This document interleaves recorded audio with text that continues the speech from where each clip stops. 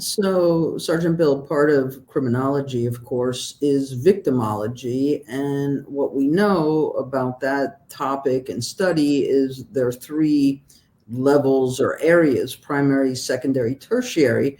Primary victimization, of course, is unfortunately, sadly, tragically, the direct recipient of the crime. And certainly in this tragedy, Zaina, Ethan, Maddie, Kaylee.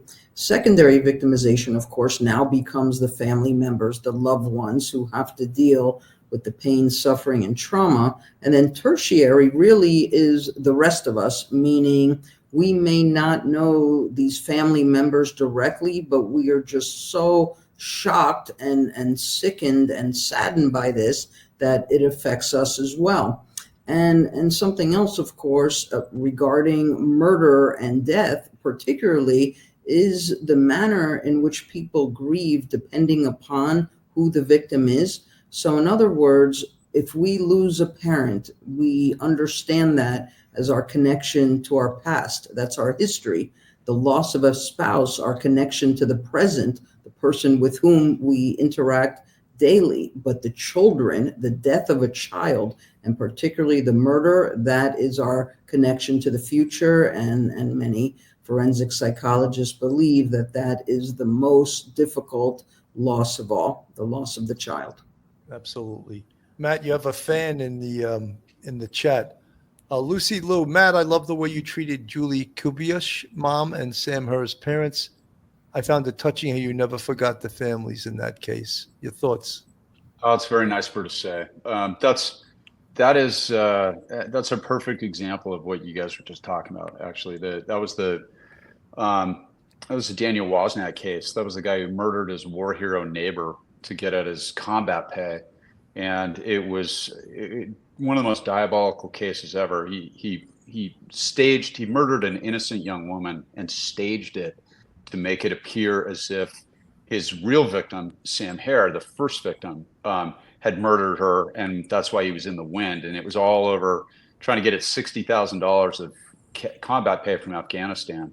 And people deal with that grief. It's a spectrum, I think, and a lot of them move around. But the parents tend to be somewhere between just extreme sadness, like apoplectic grief, and anger, and they kind of wind up somewhere in there. And Julie Kibuishi's mom was one of the sweetest, nicest people. And you talk about that grief in a death notification. I don't know how you guys did that. I really don't. I participated in one of those, and I never wanted to do it again. But as a prosecutor, we would work with those families for years. And that was a family that I actually got very close to. Both families in that, Steve Hare and his wife Raquel, and Masa and June Kibuishi, and they were just the nicest people. And on my wall in my office, there was a photo taken right after the death verdict on that case, and we went through years and years of some of the most contentious litigation imaginable. And it was very important to those families, even though it's symbolic in the state of California. They wanted a jury to come back and say, we understand California's never going to execute you, Mr. Wozniak, but what you did was so bad, and these victims were so good that you deserve to die for what you did. And that's the voice of the community. And that really did help the families. And anyway, there's a picture of her hugging me after the jury came back with the verdict favoring the families. And I treasure that. It's on my wall, and it just, and Mike is absolutely right. You can never bring their loved one back, but you can prevent the worst thing, the worst of the worst. Like the worst thing anybody can imagine is a loved one is murdered. But something worse than that is the person then gets away with it, or gets a sentence less than what they deserve. And that's truly the worst of the worst, I think, that we can experience as humans on the earth. So, and I really appreciated Dr. Goodman's comments on tertiary impact or stress or grief on these things. And police officers certainly deal with that. That nightmare we all have is that we haven't studied for the test.